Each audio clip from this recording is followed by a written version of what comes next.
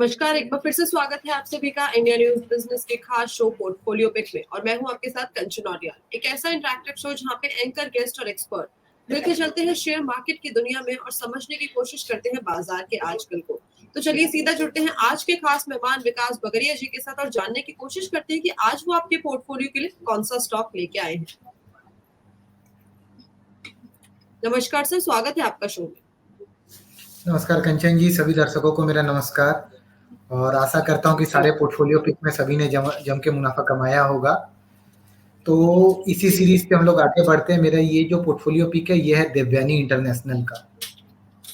एक डिस्क्लेमर से शुरुआत कर देता हूँ पहले ही कि देवयानी इंटरनेशनल अभी रिसेंटली में मैंने अपने मल्टीबैगर स्टॉक पिक्स में इसको दिया है एंड कुछ मीडिया चैनल्स में भी मैंने इसको रिकमेंड किया है। वो थोड़ा लोअर लेवल पे है, 210 से 216 के करीब पे है, तो बहुत ज्यादा रनअप नहीं हुआ है। तो उसके हिसाब से देवयानी इंटरनेशनल अभी भी बाई है। जी ठीक है। तो सबसे पहले तो सर एक बार आप कंपनी के ओवरव्यू दे दीजिए कि मतलब कंपनी का जो वर्किंग है वो किस सेक्टर में है, और उसके बाद हम बात करेंगे कंपनी के फंडामेंटल्स और लेवल्स की। देखिए, देवयानी इंटरनेशनल की जब मैं बात करता हूँ तो बहुत लोग इसके बारे में शायद नहीं जानते होंगे या बहुत जन जानते भी होंगे। इनफैक्ट कंचन जी आप भी जानते होंगे। तो आपने KFC में, पिज्जा हट में, ये सब में यूज किया है। ये KFC, पिज्जा हट, कोस्टा कॉफी, ठीक है। तो देवयानी इंटरनेशनल जो है आरजे ग्रुप की कंपनी है, ठीक है। और ये समझिए कि 1991 की कंपनी है और वरुण बिवरेजेस, KFC, पिज्जा हट, कोस्टा कॉफी इसके कुछ बड़े ब्रांड्स हैं। आइसक्रीम में जैसे क्रीम बेल, डाइमा इसके ब्रांड्स हैं। हेल्थ केयर में मेदांता कैफे में भी इसका कुछ है। और समझिए Taco Bell, the habit burger grill और इस तरह के बहुत सारे ब्रांड्स हैं। और कंपनी 135 नेशंस में वर्ल्ड वाइड ऑपरेट करती है, ठीक है। ये यम ब्रांड से, ये जो है यम ब्रांड से, ये अमेरिकन की एक फास्ट फूड कंपनी है, ठीक है। और ये देवयानी जो है, देवयानी इंटरनेशनल, ये यम ब्रांड की लार्जेस्ट फ्रेंचाइजी ऑपरेट करती है, ठीक है जी। तो अगर मैं बात के बारे में आपने में बता दिया कि जो काफी सारे लोग हैं जो कंपनी को जानते नहीं है नाम से, लेकिन अगर वो नाम सुने KFC का, कोस्टा कॉफी का, इन सब ब्रांड्स का नाम सुने तो उन्हें समझ में आएगा कि इसी कंपनी के अंडर वो सारी की सारी कंपनीज की फ्रेंचाइजी आती है, ठीक है। ये तो कंपनी के बेसिक ओवरव्यू के बारे में हमने बात करी। अगर अब बात करी जाए कि हम फंडामेंटल्स की तरफ अगर देखें तो वो किस तरह के, लाइक शेयर होल्डिंग पैटर्न कैसा है, इसका जो पीयर कंपैरिजन है वो कौन सी कंपनी से। देखिए, सबसे पहले तो मैं ये बताता हूँ कि कंपनी का मार्केट कैप 26,000 करोड़ के करीब का है, ठीक है। कंपनी में एक छोटा सा डेप्ट है 1565 करोड़ का, उसके अगेंस्ट में रिजर्व है 850 करोड़ के करीब का रिजर्व है, ठीक है। प्रमोटर के पास 62.8% की होल्डिंग है, FII के पास करीब 12% की होल्डिंग है और DII के पास करीब 8.74% की होल्डिंग है। तो अगर आप देखोगे तो 82% होल्डिंग जो है, मोस्टली 82% होल्डिंग अभी भी स्ट्रॉन्ग हैंड्स के पास है। और अगर मैं कंपनी के पीयर्स की बात करूं तो सबसे पहला पीयर्स इसका आता है जुबिलेंट फूड, जी राइट। उसके बाद आते हैं वेस्टलाइफ फूड्स आती है। तो पीयर्स के कंपैरिजन पे अगर मैं पीयर मल्टीप्लाइज में इसके अगर टॉप 2 पीयर्स को देखूं तो जुबिलेंट फूड का पीई रेशियो जो चलता है 130 पे चलता है और वेस्टलाइफ फूड का अगर मैं पीई रेशियो देखूं तो 131 पे चलता है। उसके अगेंस्ट में इसका पीई रेशियो 115 का ही है।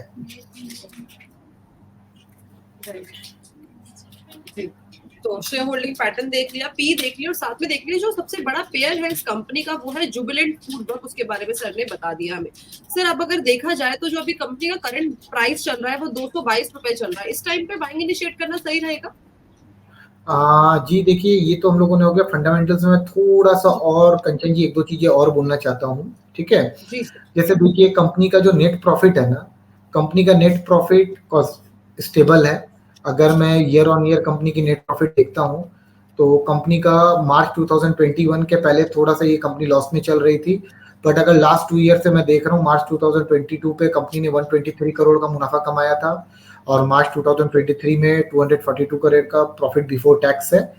तो कंपनी धीरे-धीरे अपने अपने को टर्न अराउंड कर रही है। कंपनी ने अभी वैंगो करके साउथ इंडियन ब्रांड भी खोला है। तो कंपनी का प्रेज़ेंस भी बढ़ रही है, कंपनी अपने प्रेज़ेंस को भी बढ़ा रही है धीरे-धीरे।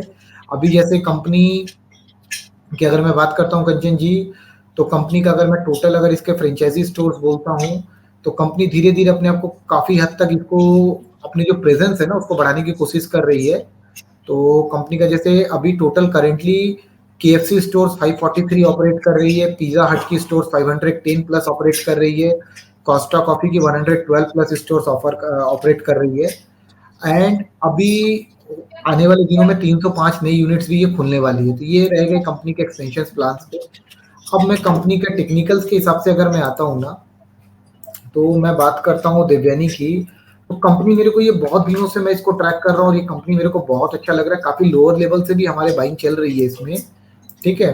अब अगर रिसेंट में इसमें क्या हुआ है कि रिसेंट में कंपनी ने टेक्निकल चार्ट्स पे एक बड़ा इंगल्फिंग बुल से इसी वीक में अपने लॉन्ग टर्म रेजिस्टेंस जोन को ब्रेक दिया है, जो कि इसने अगस्त 2022 पे भी बनाया था और नियरली दिसंबर 2021 पे भी इसने ये हाई बनाया था। 206 और 810 के क्लस्टर से ये बाहर निकल चुकी है कंपनी, ठीक है। तो कंपनी इस जोन का ब्रेकआउट देके बहुत स्ट्रांग प्लेस्ड है। तो आने वाले दिनों में मैं ये कंपनी को बहुत जल्दी 300-325 के करीब मैं ये कंपनी को टारगेट्स पे देख रहा हूँ। टेक्निकल चार्ट्स में ये ब्रेकआउट बहुत अहमियत रख रहा है। अभी चूंकि बाजार में जैसे स्मॉल कैप का रैली चल रहा है, में जैसे ब्रेकआउट्स किसी में मल्टी ईयर ब्रेकआउट्स बनता है तो वो स्टॉक रुकता ही नहीं है, एकदम से भाग जाता है, चाहे वो भेल हो, चाहे आरईसीएल हो, चाहे पीएफसी हो। तो उसी तर्ज पे जब मैं ये देवयानी का चार्ट देख रहा हूँ, फंडामेंटली कंपनी स्ट्रांग है, टेक्निकली कंपनी एक बड़े ब्रेकआउट के कगार पे है। और चूंकि आज फ्राइडे है एंड कंपनी मान लीजिए एकदम से फ्राइडे के दिन पे अगर इतने बड़े इंगल्फिंग बुल के साथ क्लोजिंग दे रही है, तो आने वाले दिनों पे और तेजी बन जाएगा। विद बुलिश एमएससीडी क्रॉसओवर भी और मोमेंटम इंडिकेटर्स भी साथ दे रहे हैं। तो ये इसका टेक्निकल आउटलुक है कंचन जी। तो हमने टेक्निकल्स देख लिया कि टेक्निकल किस तरह के लग रहे हैं इस टाइम पे, साथ ही साथ फंडामेंटल्स किस तरह के, वो सर ने हमें बहुत ही क्लियर ओवरव्यू दे दिया है। अब बात करी जाए सर टारगेट, वो क्या देखने को मिल सकते हैं हमें? कंचन जी, देवयानी में पहला टारगेट मैं देख रहा हूँ 290 का और दूसरा टारगेट मैं देख रहा हूँ 325 का। एक छोटा सा स्टॉप लॉस रहेगा 199 का और ऊपर में मैं ये टारगेट्स देख रहा हूँ। बिग ब्रेकआउट्स ऑन चार्ट्स है, अगर ये ब्रेकआउट मेंटेन रहते हैं तो हम लोग ऊपर में 325 तक का टारगेट इजीली देख पाएंगे। सर टाइम फ्रेम क्या रहेगा इसके लिए, टारगेट्स को हिट होने के लिए? 2 महीने का करीब नजरिया रख रहे हैं कंचन जी इसमें। बट अभी तो जो बाजार में जो जिस तरीके की तेजी है, कब कौन सा 20% भाग जा रहा है बोलना मुश्किल है। बट अपने कंजर्वेटिव वे पे रहेंगे, 2 महीने का टाइम फ्रेम रखते हैं अपने इस पे। जी, तो 2 महीने के टाइम फ्रेम के साथ सर ने आपको 290 से 300 तक के टारगेट बता दिए हैं। आप इस स्टॉक को अपने पोर्टफोलियो में ऐड कर सकते हैं और हो सकता है आने वाले टाइम पे आपको अच्छा खासा मुनाफा भी मिल सके। Thank you so much sir show में आने के लिए, बढ़िया जानकारी, साथ ही साथ बढ़िया सुझाव एंड स्टॉक रिकमेंडेशन देने का। Thanks a lot sir. Thank you. तो ये थे विकास बागरिया जी, जो लेके आए थे आपके पोर्टफोलियो के लिए एक बहुत ही उम्दा स्टॉक। बस ऐसे ही अलग अलग स्टॉक्स की जानकारी के लिए जुड़े रहिए इंडिया न्यूज बिजनेस के खास शो पोर्टफोलियो पिक के साथ। धन्यवाद।